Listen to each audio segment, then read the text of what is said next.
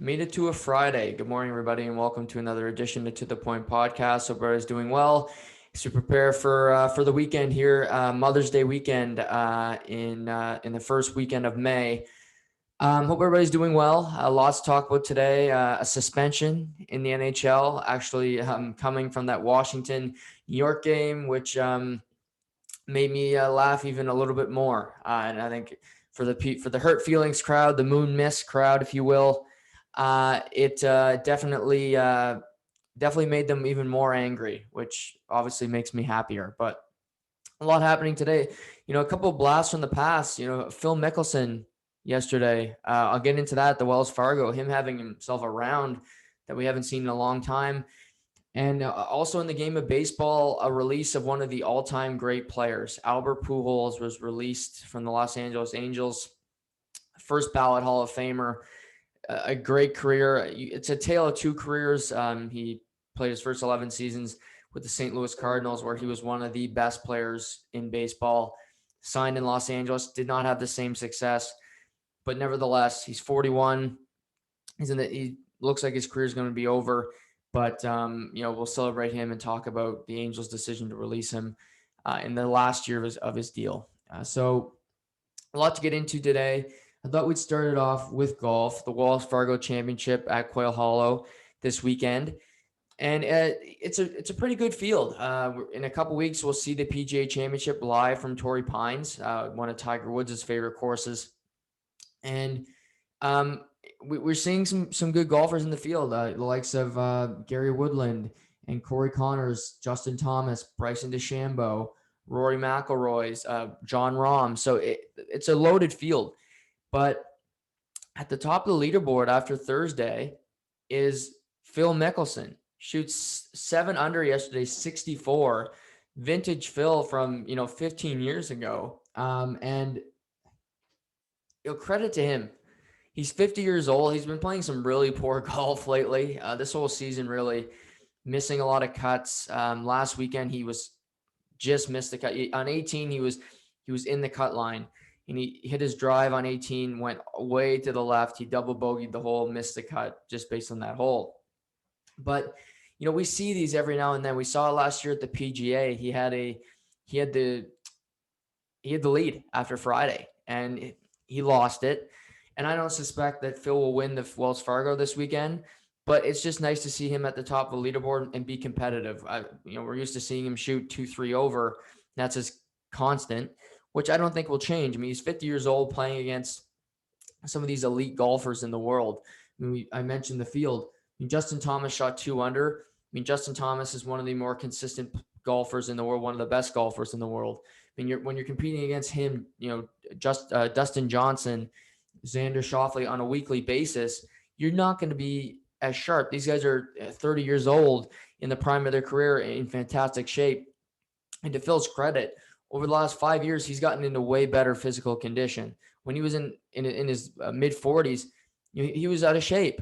And it showed because his play really dropped off. And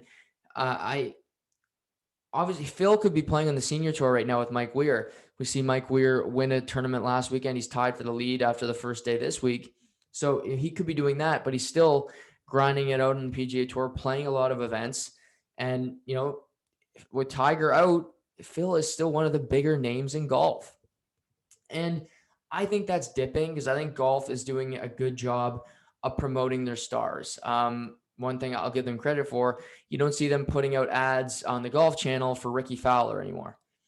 Come watch the Byron Nelson Open and see Ricky Fowler.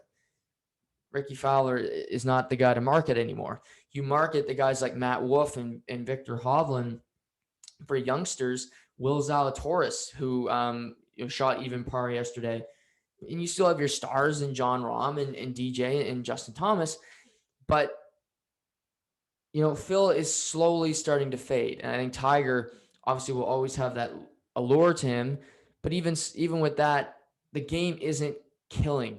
Tiger's not playing, but the golf is still doing very well. And people are still going to tune into these tournaments because it's good. You're seeing the best golfers in the world do their thing. I say that I think you can correlate that to any sport. For a number of years, Sidney Crosby was out with concussions. Did that stop people from watching the NHL? No.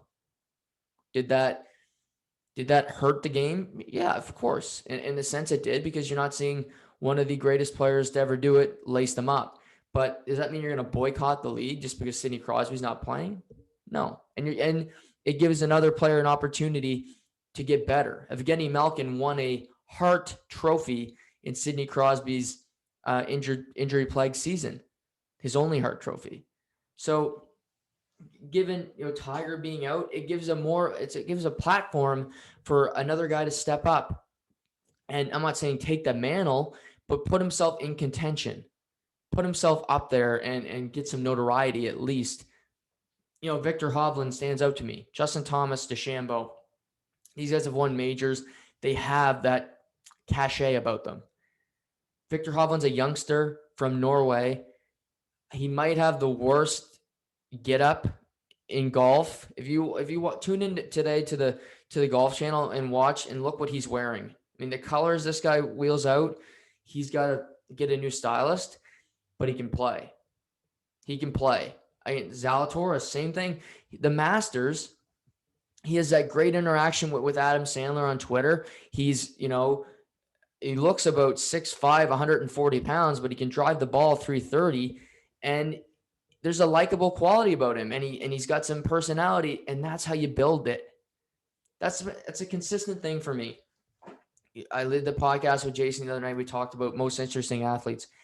Having a personality is half the battle, because sports, you got to be able to market your stars. And I think baseball has struggled with that forever. But you see the likes of Fernando Tatis Jr. and Trevor Bauer. These guys have a personality.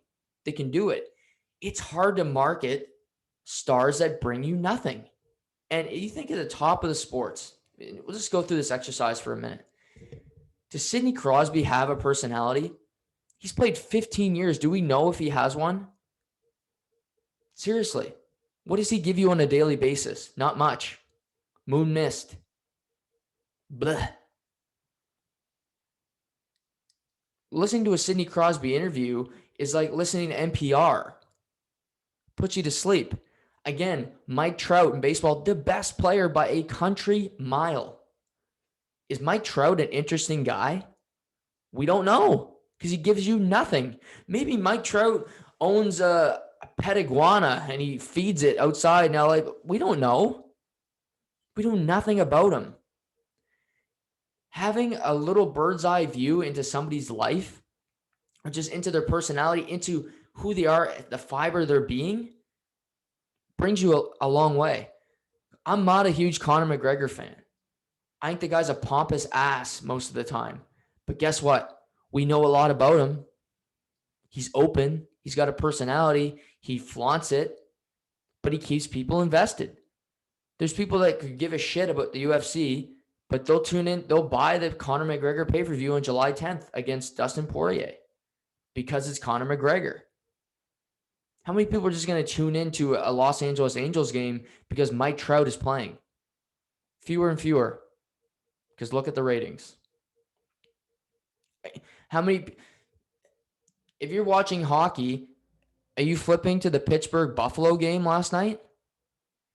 Maybe. I don't think so, because if you're in Canada, you got to watch the Canadian team, so you'd have to watch Toronto Montreal. So even me, last night, I watched a lot of the Mavericks Brooklyn game last night. And then when I did flip, I was watching Carolina. I was not watching Pittsburgh. So I just think golf is doing a better job at doing this. Like, a guy who's so understated, but still gave you something. When Colin Morikawa won the Arnold Palmer about a month and change ago, he talked about the passing of his grandfather, and he talked about what it meant in losing and what he did for his life. He was open. He was vulnerable. And it gave you a bird's eye view into Colin Morikawa. Maybe he doesn't have the biggest personality. He's an understated guy, but he gave you something in that moment that a lot of athletes just aren't willing to. And I give him a ton of credit for that, because, yeah, we're all guarded people. Some people should be more guarded than they are, in my opinion, but we all have this front, or we all have something that we're trying to protect. And when you're in a public forum and millions of people can see it, I don't know if I'd want to, I share stuff about myself here, but I talk for a living. So it's kind of par for the course, so to speak. I'm not telling you my fears and everything that is in the inside, but when your job is to talk into a mic, you have to give people something. I talk about my ice cream flavors. You know how I feel about team toughness and things of that nature. So, I like to slick my hair back. That's just evident. I didn't have to explain that. So it's just simple things. And that's what, beyond the game, a lot of us sports fans, we're going to tune in no matter what. I'm a psycho. I watch sports every day of my life. I don't really care who's playing. Sunday afternoon, last Sunday, I watched Tampa Bay, Detroit. Yeah. It wasn't great. But I watched a lot of it. And I'll watch whatever's on this Sunday. The NBC game at 4:00, I'll turn it on and see who's there. But it's just, I was going to talk about the leaderboard, but just going down this tangent and this idea of interest level. Because not every, fans are fans and you're fans of a team. But if you're a Toronto Maple Leafs fan, you'll watch Toronto Maple Leafs, right? No problem. But when the Toronto Maple Leafs aren't playing, what's that fan doing on the off night? Are they going to tune in to another game, or are they turning on reruns of Young and the Restless? Are they watching Grey's Anatomy for the 85th time? What are they tuning into? Because if you had somebody that was really compelling, you're like, well, no, the Leafs aren't playing tonight, but Washington's playing. Tom Wilson, maybe we should tune into this game. Washington, New York Rangers ratings killed the other night, by the way, in a good way. And that's how you get viewership, because you're going to watch your team. That's an easy sell. Okay, we'll watch the Leaf game. But what are you doing in the playoffs? The Leafs play Thursday. Are you going to watch the game on Friday when the Leafs aren't playing? Are you going to watch Carolina, Nashville? I will, because I'll probably enjoy Carolina, Nashville more than I'll enjoy Toronto, Montreal. But I'm in the 1%. Will the other fans tune into a game that doesn't have a Canadian team or doesn't have X, Y, and Z?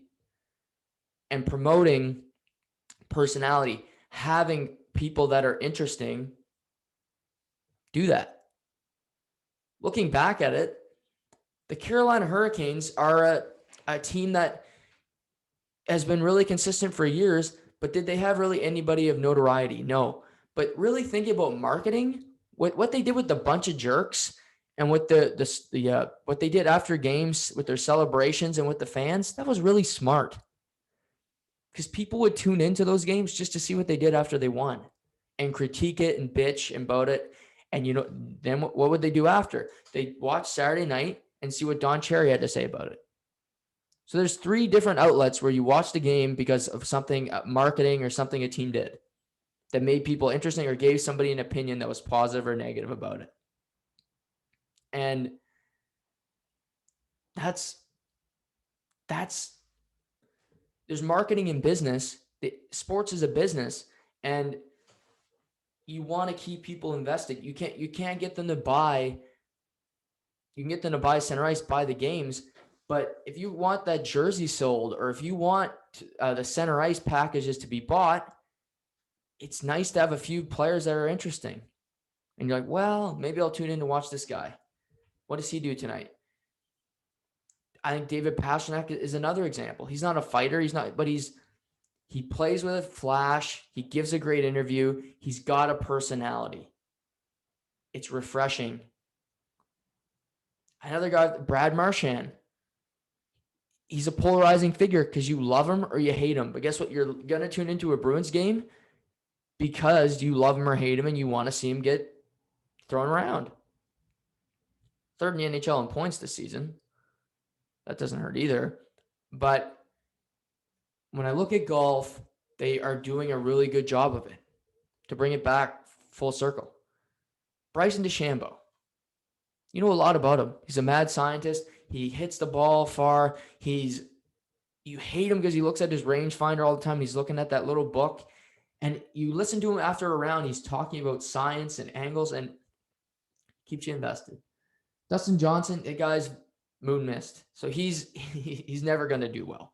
Rory McIlroy, he's another guy. I think they do a good job with him because they love him. The PGA Tour loves him. But a lot of people like to see him struggle.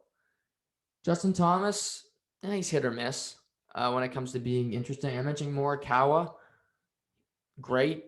Brooks Koepka. I think Brooks Koepka is a fantastic. I think he does it purposely. I think he's a great marketing person because he said a couple of years ago, I only really care about the majors. These other little tournaments, I could give a shit. They're practice. People hated that because if you're a golfer, you're like, well, you should care every round, which, yeah, you have a good argument. You should care every round. But again, he's a heel. He's a villain. In wrestling, I used to be a wrestling fan when I was young. I used to love the heel, the villain, because they were compelling.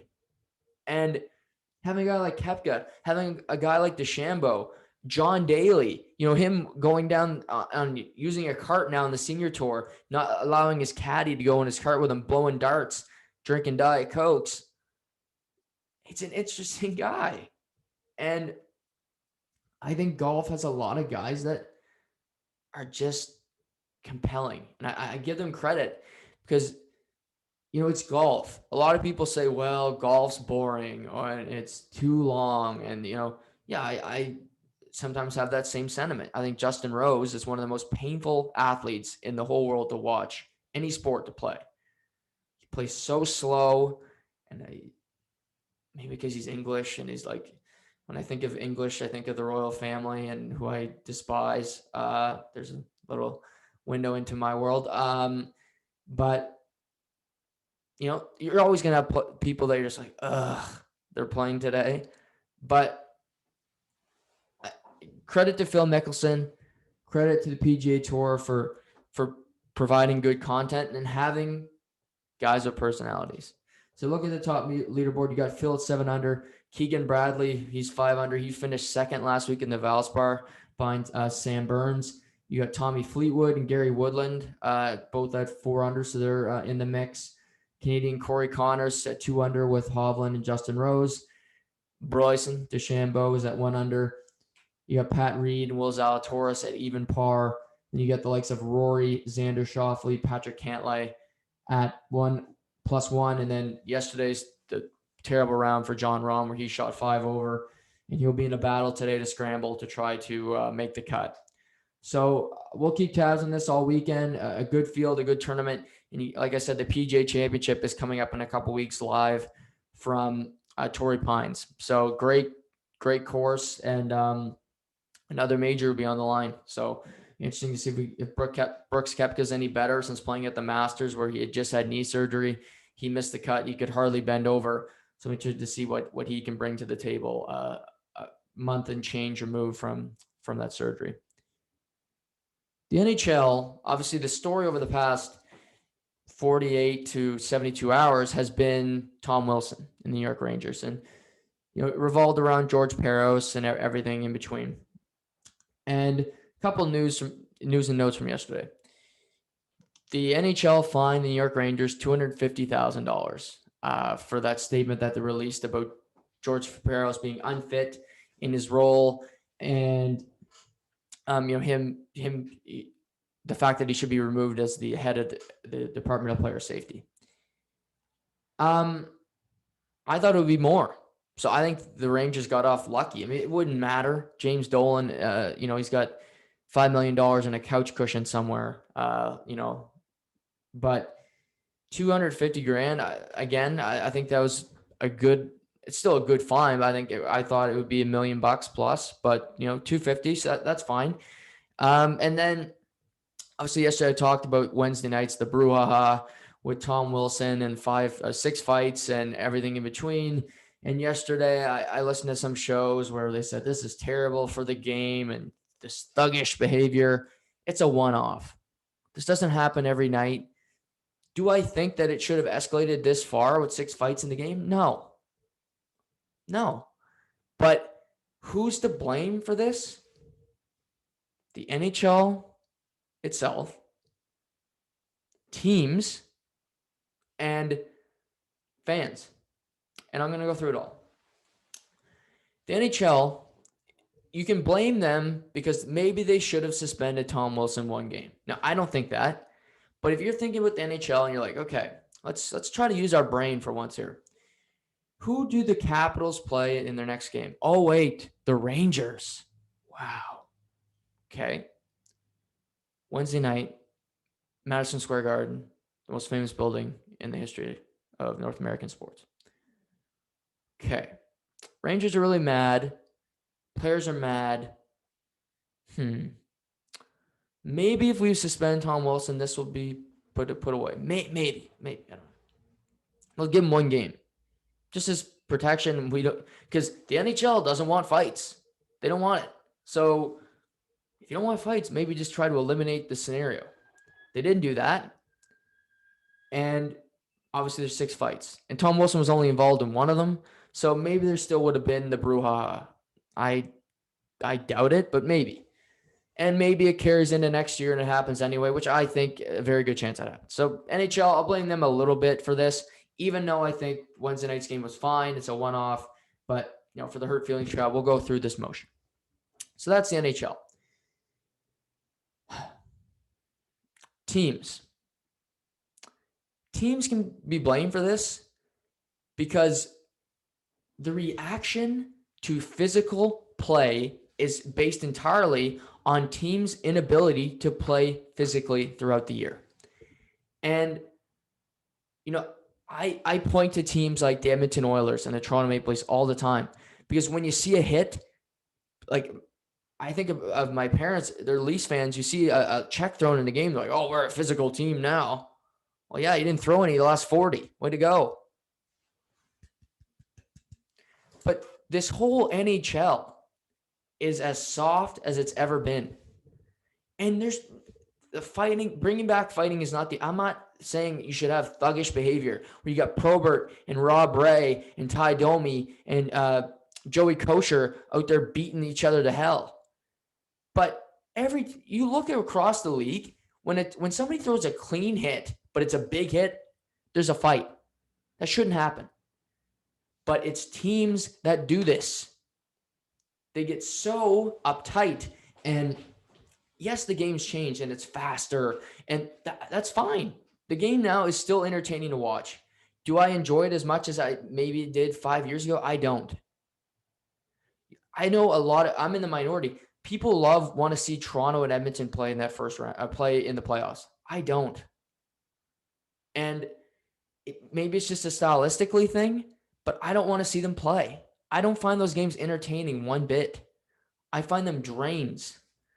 And I'm probably wrong and I'm in the minority, but that's just my personal preference. So maybe I'm not wrong. It's my personal preference. I can't be wrong. But that's just me. But you look at this behavior, there's a scuffle and teams don't know how to react to it. And you shouldn't have an enforcer on the ice, but I blame teams because anytime now that you see, a small smidgen amount of physical play, it's bloody murder. Let's get this guy to the league. This guy's a thug. Like, what happened to the game I grew up with where, I point to, my family, Sawyer Hannah. I watched him play hockey his whole life. His job was fighting, but it wasn't just fighting. He was a physical player. He threw hits. I remember him playing against Charlie Coyle and him telling me how hard Charlie Coyle hit him. So it was like a Mack truck coming at him. Where's that? Charlie Coyle should try to throw a hit now in Boston. He's an ineffective player. And the fact that hitting is leaving the game bothers me. This isn't fucking soccer. It's a contact sport. And now when you throw a hit, you got to drop the gloves. That's a double negative because the NHL apparently wants hitting out of the game, but also you want fighting out of the game. So now you're saying, well, if you hit somebody, it's clean, but he, went back a few feet, you got to fight. So teams can be blamed for this because roster building and just it's just, it doesn't make any sense to me. So I blame teams and then I blame fans because this is the parallel. I am a sports fan. However, I am not a fan of a particular team, which there should be fans of particular teams because I do this and I feel like I should be unbiased. There's too many people that aren't, and it bothers me. I said I'm starting this. I believe I was in my grade 12 year. I dropped all allegiances. I used to be a Toronto Maple Leaf fan. I used to be a Miami Dolphin fan. That was really the two main teams. The NBA, I was a Dallas Mavericks fan, but I was more of a Dirk Nowitzki guy. He's still my guy. I love him. I dropped all allegiances to teams, and I said, I need to be an unbiased person. But when it comes to fans, you should be passionate, but you got to take off your drunk glasses, your drunk goggles, and say, okay, was this really a dirty play? And going on Twitter and saying Tom Wilson should be banned from the league and all, it's craziness. Like, what the hell was this when Matt Cook was playing? Tom Wilson and Matt Cook are being compared. And I think it's idiotic. Tom Wilson's actually a good hockey player. Matt Cook was a guy who threw late hits. He hit high, and I have no respect for Matt Cook. I think he played the game, and he tried to hurt people intentionally. I don't think Tom Wilson does. I think Tom Wilson plays with speed, and he's a Mack truck that can, go off the highway for sure into oncoming traffic, but he can also play. Matt Cook was just out there to throw knees, throw high elbows. He ended Marc Savard's career because he gave a thuggish hit. That's not Tom Wilson. And I think fans get too emotional, and you can still be a fan. You can still have an opinion.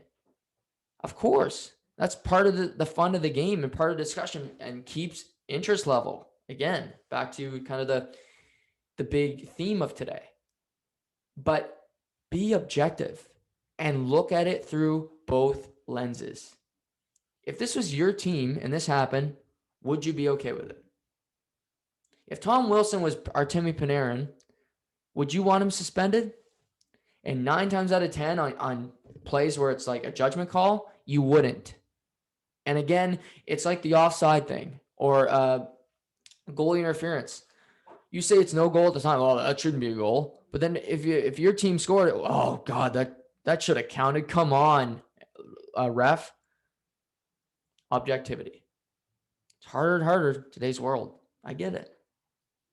But I think as a community, as sports consumers, we need to have it more. And I need to have it too. I have an old school mentality when it comes to the game. Maybe I need to try to enjoy the Toronto-Edmonton game a little more than I do. Again, that's going to be tough for me because I already saw it 9 or 8 times this year and I'm fucking sick of it. But if it's in the playoffs, I'll watch it because it's on. I'll have to. It's my job. But I think these 3 core themes, the teams, fans, and ultimately just the play and how the game is judged and juried is the cause of this.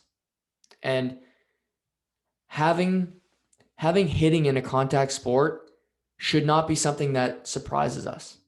And it does now. It honestly does. It's almost like, it's like a great hit. Like people like celebrate, you jump out of your chair because you see something that's shouldn't be that way. Shouldn't. Unfortunately, it is. But we can do better. And this situation really could have been averted. But I think the league, teams need to look at themselves in the mirror and say, where do we want our game to be? And part of what makes the NHL entertaining is physical play. Contact sport. There's danger. There's inherent risk to playing a contact sport. There's always going to be inherent risk because eliminating, checking. It's getting eliminated slowly. You see fightings, been progressively getting down. Hitting is progressively going down. That leads into radish behavior. There's a lot of rats in the NHL, and if you don't have fear that something's going to happen, you get more and more radish behavior, which lead into thuggish behavior, quote unquote, from the likes of Tom Wilson and the players that the league hates, teams hate. But those are a couple of just things today that I think are interesting and to ponder and think about. And so Buchnevich. So the game Wednesday night, getting back into that, been going off today, but I think I enjoyed those two different little sidebars and getting to the nuts and bolts of it. But Wednesday night, we see 6 fights, and it was actually this other play where Pavel Buchnevich, who was, funny enough, punched in the back of the shoulder by Tom Wilson on Monday. He high-sticked Anthony Mantha in the face. Basically gave him a little cross-check to the face, and he got suspended 1 game for the high-sticking major that they called it. And this is so funny. They want Tom Wilson suspended. The Twitter world's so pissed off. They hate him. I give credit to a guy like Jeff Owen. I listened to Overdrive briefly on Wednesday. I give the O-Dog a ton of credit. He's one of the few guys that have backed Tom Wilson. I get guys like Sid Sixero who have on Twitter, he's complaining about, physical play and, you don't even work in sports media anymore. So shut it. But, the NHL is so tone deaf. They don't get it, whatever. Should the NHL suspended Buchnevich? No. And I don't know if they just want more criticism at this point. I find it hilarious. The guy gets punched in the back of the shoulder. He was part of it before Panarin got involved, and he gets suspended. The Rangers are pissed, calling for George Parros' head, and then he gives them a fine and a suspension on the same day. How apropos, sorry. I find it hilarious that he's got to sit a game, and then you got Tom Wilson, who shouldn't have been suspended. I'll remain, headstrong on that one. But, he gets to keep playing. Buchnevich has to sit out tonight. I love it. It's funny. And I enjoy that, that kind of humor. Washington will return to the ice tonight. They're playing the Flyers. They are currently 2 points behind the Pittsburgh Penguins, for top spot in the East Division. They do have 2 games in hand. One big, this has been underreported, not surprising, in Canada, is that Alex Ovechkin's been hurt for the past week and change. He's missed 5 straight games. He played a shift on Wednesday, then did not return to the game. And it's a cause for concern. Alex Ovechkin is one of the most durable athletes in the history of the NHL. The guy just plays hockey. And, they need him healthy come playoff time. They got 4 games left, 3 games left. They need him to play. Pittsburgh only has 1 game left on their schedule, and that's Saturday afternoon against the Buffalo Sabres. But they need Ovechkin to come back healthy. I doubt he gets into a game before the end of the regular season. But, they're obviously going to want to lock down top spot in the East, and I think they can do that. I mean, they got Philly tonight, who are playing for nothing other than pride. But I think they got Philly twice, and then they might finish against the Islanders perhaps. But, the Islanders are on a slide right now. They've lost to Buffalo twice and New Jersey over the last 4 days. And it looks like they're going to be finishing 4th in the East Division. So they'll play likely Pittsburgh or Washington in the first round. Even though Boston continues to climb. They've won 5 of their last 6. They get a win last night against the Rangers. And they look good. Boston's been playing some consistently good hockey. And Taylor Hall's been clicking. David Krejci's playing well. They got Tuukka Rask back healthy. Jeremy Swayman has been a solid backup goaltender for them. So it's kind of Islanders are in a tough spot. They need to find their game. but they're a team that's always found it in the playoffs. So I think they can turn it around, but you got to like the three teams in front of them. Pittsburgh has been a turnaround story since getting Brian Burke and Ron Hextall. The team's gotten a lot better. Mike Sullivan definitely is a coach that continues to, you see at the beginning of the season, the team struggles and a few people call for his head, but he's a guy that can turn it around. His team buys in, and I think he's a really good coach. And also Sidney Crosby is having a bounce back season. Last year, I think he was just fair. Again, he was a no-show in the playoffs. So I'll be interested to see what Crosby's got in the playoffs. The past two playoffs for him, played the New York Islanders. They got swept. He had no points. And then last year they played Pittsburgh and he had no points in a 2-game, 2 out of 3 loss to Pittsburgh. I started to Montreal, who are just really a terrible team. Carey Price played great, but Crosby couldn't deliver. So I think it's a big playoff for him. He's only going to have so many cracks to win another cup. Pittsburgh, they added Jeff Carter at the trade deadline. Looks like a great ad. He's got 7 goals so far since coming to Pittsburgh, including a 4-goal night last night. He's still got some game, and you're going to play with the likes of, I like him with Jared McCann. I think Jared McCann's a guy who still has a lot more to bring, especially to a Penguins team that's seen to find guys and kind of recreate them. Chris Kunitz was a 4th liner. Clearly Sidney Crosby helped him become a first-line player and turn his career around. Now you get Jared McCann's bounced around from Vancouver to Florida. He's now in Pittsburgh playing that 3rd-line center role. You look at Jeff Carter. Tanner Pearson has never been as good as he was with Jeff Carter. Since Jeff Carter vacated his line, Pearson struggled more in LA, went to Vancouver, not the same player. Toffoli's had that same success, but I think Carter helps these younger kids get better, and he can do that with Jared McCann. So McCann's got a good work ethic. He's strong on pucks, and he's starting to find the back of the net a little bit more. So that if they can get a 3rd line going, where you got the Crosby line with Gensel and Rust, and you got Malkin, riding shotgun with the likes of Kapanen and, interchangeable wingers. You can get McCann, Carter on a 3rd line. Those are 3 really strong lines and definitely formidable against anybody in that Eastern Division. So whether it's Pittsburgh, Boston, Washington, Boston, I think that'll be a great first-round matchup to keep your eye on. It was also a historic night for the Toronto Maple Leafs. They Auston Matthews, one of the best players in the game, he scored his 40th goal of the season last night. It's his 40th goal in 49 games, which is just incredible.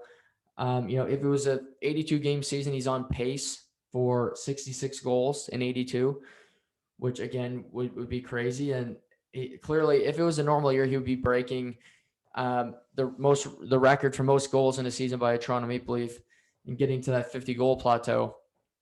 But this year has really been special for him because he's taken that next step. We hear about athletes all the time. They need to grow. They need to take that next step.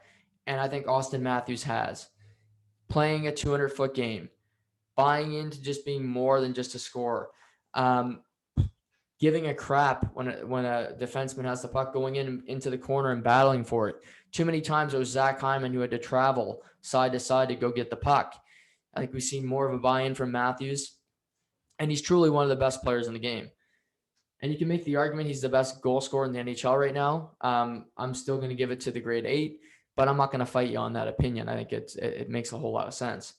So you got Matthews, who's incredible. Toronto, they beat up on Montreal last night. Caden Primo had a rough night, tough night for the kid on a back-to-back.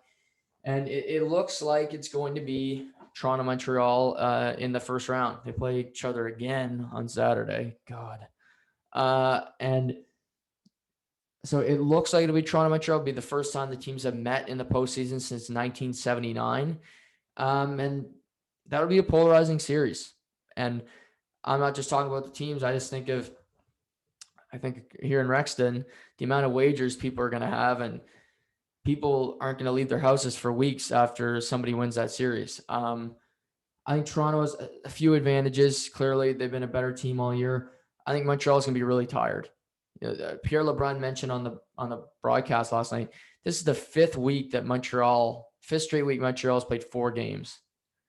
And that's not an excuse for them losing. because I think they'd be losing games regardless. They don't have Carey Price. They're really inconsistent. They can't score. But that's a lot of hockey. 5 straight weeks of 4 games per week. When it's 82, it's not like that. And you're playing a lot of back-to-backs in there. It's a grind for sure. And I think they could have clinched a playoff spot last night. They will clinch because Calgary and Vancouver are just afterthoughts at this point. But I don't rule out Montreal. If you can get back Carey Price, you got a shot. I'd like to see him play a few games before the end of the regular season. Just like, you see Freddie Anderson plays half a game yesterday in the AHL. I don't know how that helps you. It clearly tells me that he's not physically ready to play. You play half a game. But I think they need him to get some reps, and because of the salary cap, he can't play in the NHL. Play him in the AHL right now, because Jack Campbell has earned the right to be the game 1 starter for the Toronto Maple Leafs. But do I have faith that he's going to be there game 4 or game 5? I don't. He's never had a playoff start. He's, again, another injury guy who could, blow his knee out in half a second. And then you're like, oh, we're up Schitt's Creek. So I think having him ready is pivotal. And, they need Matthews and Marner, and they need their guys to be superstars. And they'll have tough decisions to make on their roster. To me, it's not that difficult. I'll get into that next week as we get closer to the playoffs, what I do with their roster. There's a few guys that were playing last night that wouldn't be playing for me when the playoffs started. And Joe Thornton would be one of them. Another key part of, Connor McDavid. Connor McDavid and Auston Matthews are both going to be nominated for the Hart Trophy for league MVP. You could argue that Draisaitl should be that third nominee who's second in the league in points, even though that's an underreported story. I don't really love 2 players on the same team being nominated for the most valuable player to their particular team, because it doesn't make a whole lot of sense to me. I think Brad Marchand will be that third nominee, and I think it's well-deserved. He's third in the NHL in points, having a fantastic season. He's 32 years old, and he's playing the best hockey of his life. So he makes a whole lot of sense. But you look at Connor McDavid. Matthews gets 40 last night. Huge deal, of course. Edmonton loses to Vancouver, but McDavid puts up another 3 points. He's got 96 points in 52 games. Incredible. He's on pace for 149 and 82. And again, that's not going to count. It means nothing because, you didn't play 82. That's what the numbers say. But he's got 4 games left. He's going to get 100 points. So he's getting 100 points plus in 56 games. I mean, that's fantastic stuff. And I think both of them, I'll say that this might be, again, an unpopular opinion, but I think both guys have benefited from playing in the Canadian division. Canadian division, the goaltending, the injuries, the shitty teams, it helps. So you can stat pad. However, both McDavid and Matthews are both fantastic players, whether it be playing against Vegas or, Ottawa. But I do think it helps them. But kudos to them. It does feel weird that 2 of the nominees for the Hart and, one of them win it will come from the Canadian division, which I think is by far the weakest division. Again, probably an unpopular opinion, but kudos to these guys. McDavid plays again against Toronto, Montreal, Edmonton, Vancouver, Hockey Night in Canada Saturday night. Yeah, really gets into my interest level. It's just at a 10 for that doubleheader. But they'll play again Saturday night, and it wouldn't surprise me if McDavid gets to 100 Saturday night. A 4-point night against Vancouver, pretty easy. It's a good point night. He's got 9 points in his last 3 games this week alone against Vancouver. So we'll see what happens. But you got Matthews, who's got 40 goals now. Interested to see if they load manage him or sit him out a couple games. And you got McDavid, who is going to get 100 points. So impressive stuff from both guys, and fantastic seasons for both these guys who are just superstars in the game. The NBA, for the big argument in the NBA is, well, it's boring because it's so predictable. There's a super team, they're going to win. The Golden State Warriors from 2015 to 2019, it was every year, basically, you're saying the Golden State Warriors are going to the NBA Finals. And they did. And for good reason. You had Steph Curry, you had Draymond Green, you had Klay Thompson, then you had Kevin Durant on top of it. And you're like, well, this is stupid. Why are we watching? And then you see the Lakers. LeBron leaves Cleveland. He recruits Anthony Davis to come to LA. They got a stacked team. The Clippers kind of load up, but they don't have as much firepower. And the Lakers cruised to a championship last year in the bubble. And this year, you looked at it and you say, well, the Lakers still are the Lakers. You got Anthony Davis and LeBron James, two of the top 10 best players in the game. Then you got the Brooklyn Nets, who start off the year with Kyrie Irving and Kevin Durant. Kevin Durant's coming back from a horrific injury where he missed a year and a half, but he, in my opinion, the best player in the NBA. You get Kyrie Irving, who's got one of the best handles, a fantastic scorer. And then you add James Harden because he's disgruntled and he wants out of Houston. So you'd say, well, these two teams are quote unquote super teams. They're meeting the finals because it's over. But a wide open NBA season is intriguing because you don't see many of them. But it's starting, the seas are starting to part, and it's looking more and more like this is going to be an unpredictable season. The Brooklyn Nets still have those three players, but they played 10 games where James Harden, Kevin Durant, and Kyrie Irving have all been on the floor together. And it looks like James Harden's not going to be able to play until the playoffs. So that tells me they're going to have no reps for 2 months with all three of them on the floor together. Does that mean they can't win a title? No, but having that in the NBA, having repetitions with players is so key. Learning the offense.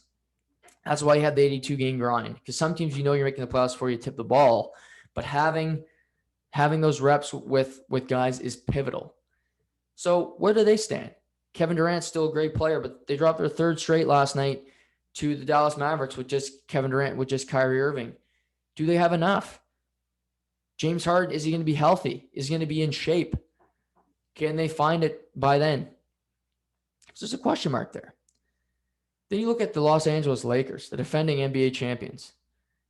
They are in a state of flux. You got LeBron, who sat out last night and is going to sit out tonight because he's coming off a high ankle sprain. Said it doesn't feel right. Doesn't know if he'll ever get back to 100%, which is, classic LeBron being a prima donna. But, he's hurting right now. He can't play. And they play their rival, the team from the basement, so to speak, in the Los Angeles Clippers last night, because they both play at Staples Center, but nobody really likes the Clippers. But the Clippers destroy the Lakers 118-94 in a blowout victory.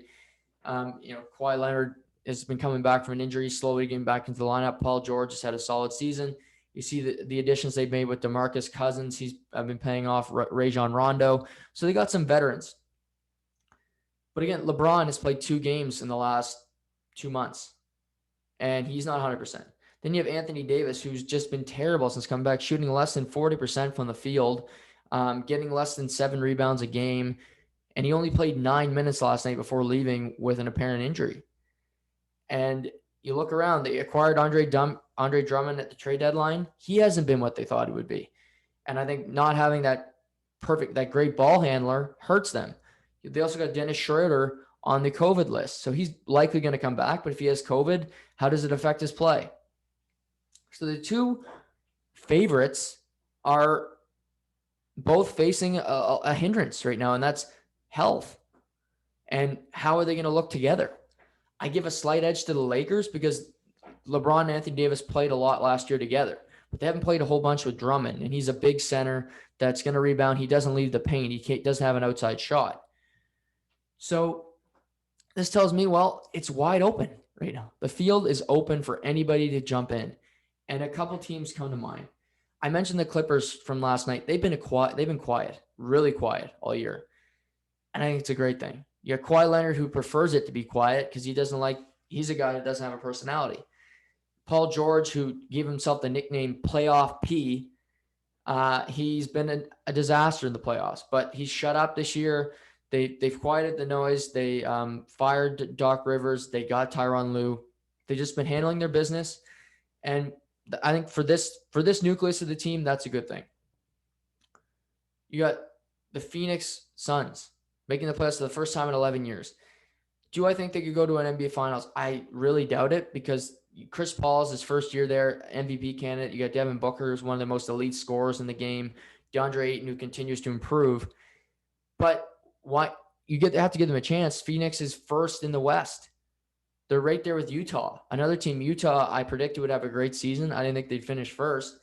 I think Utah could go. They need Spider. They need Donovan Mitchell to be healthy. If you look at Jordan Clarkson, you look at Derek Favors, they have a strong bench. They have players that can come and play. Their starters play every night, and they got Rudy Gobert, one of the best defensive players in the past decade in the NBA.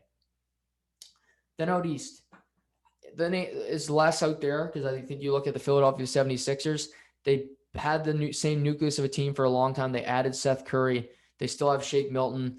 Joel Embiid's an MVP finalist for sure. Ben Simmons is still a great player. So I think Philly could give Brooklyn a run for their money because if Brooklyn's not 100% ready to play, Philly has played with each other for a long time. Tobias Harris has been there for years. Again, Embiid, Simmons, they were drafted there. They know this nucleus of the team. Milwaukee's beaten Brooklyn twice this week. Obviously, James Harden did not play, but there's no guarantee he will play.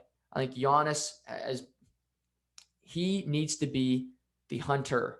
When the Milwaukee Bucks were the hunted, they folded, and they did not look like a team that could win. They finished first in the East, finished first overall in the NBA the past 2 seasons, and they did not make an NBA Finals.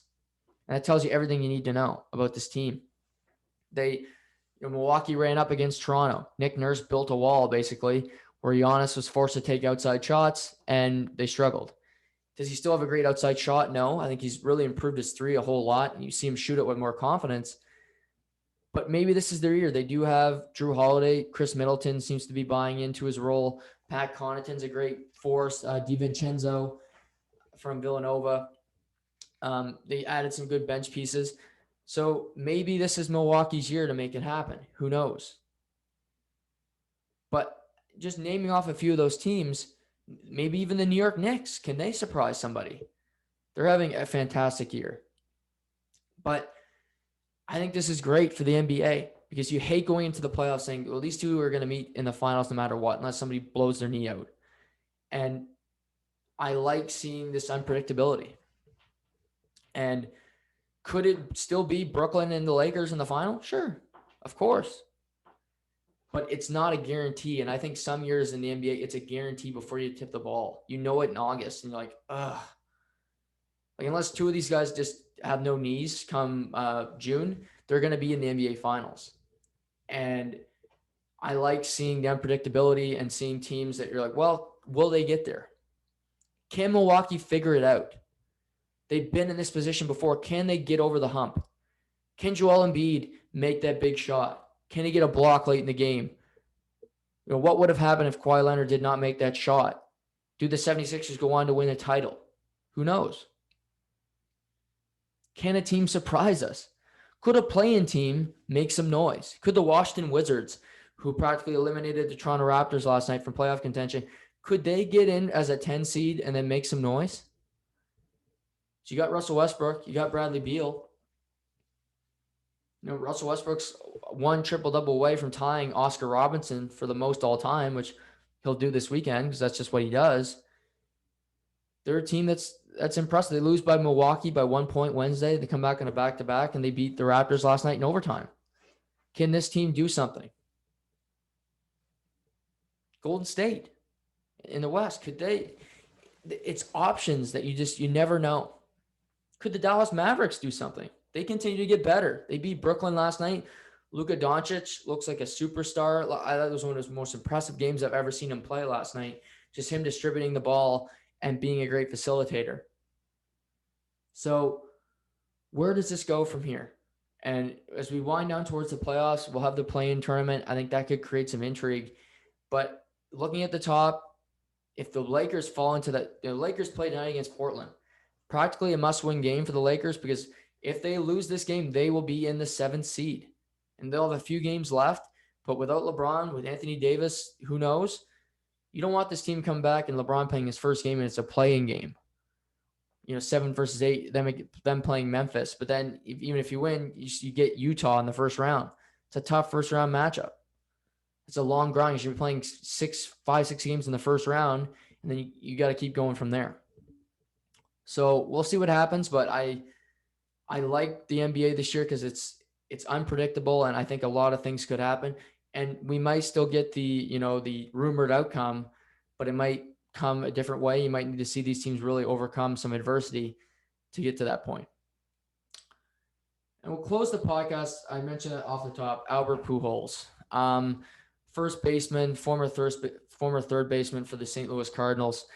And it came out yesterday afternoon that the Los Angeles Angels designated him for assignment. He'll be released by the team today.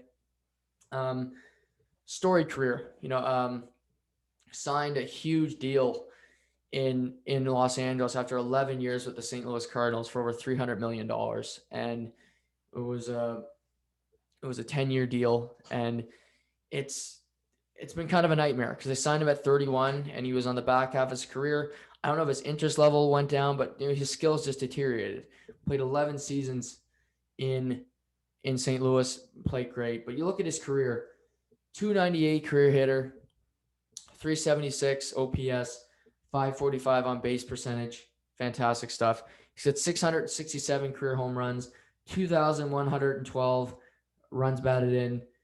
And he's 41. He's been done for sure. He's the past number of years, he's really just been playing it out, collecting checks. The Angels have missed the playoffs. They haven't been a really good team. And he takes up a roster spot more than anything. I think you look at Miguel Cabrera with the Detroit Tigers. He does the same thing. Detroit's in a rebuild. They're terrible. Miguel Cabrera, I think he's still under contract in Detroit for another 2-3 seasons. He's certainly not the guy that was winning the Triple Crowns. But Albert, fantastic career. I can't see a team picking him up just because he's, this year he's hitting 198 in 92 plate appearances. He's mostly just a DH now. He doesn't play first base anymore. So I understand it from the Angels. Definitely a tough look spending 10 years with the team. He was a Los Angeles Angel. Obviously he was a St. Louis Cardinal too, but the 10 years with Mike Trout and everything that they went through together.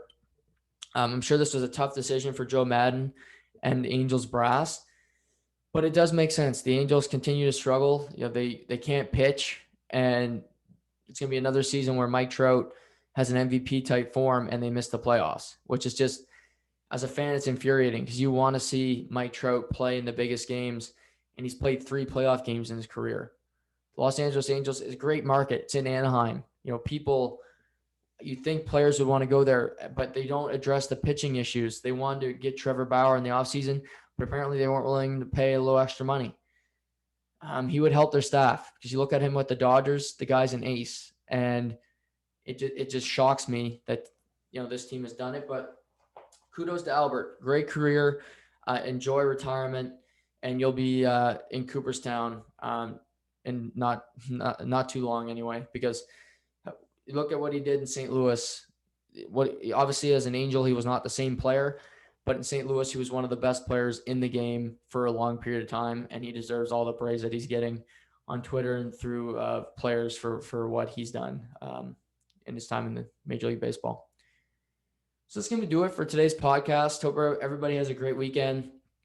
We got some UFC events tomorrow night. We got some hockey, of course, baseball, the Wells Fargo. Like I said, I'm going to do some podcasts next week about NFL and the how teams are shaping up, divisions are shaking up after the draft, after free agency. I'm also going to be trying to do a UFC show next week podcast, previewing UFC 262, where we will see Charles Oliveira fight Michael Chandler for the vacated lightweight belt. The Nate Diaz fight was pulled off the card, but he'll be fighting in a month or so. So he'll be back, but we will, some good fights on the card for sure. Tony Ferguson is fighting, for the first time since losing to Oliveira, in October. So he'll be back in the octagon. So a lot to look forward to this weekend. Happy Mother's Day to all the mothers out there, including mine. So everybody, be good to your mothers, buy them something special, and just spend some time with them if you can. Have a great weekend, everybody. Stay safe, and we'll talk soon.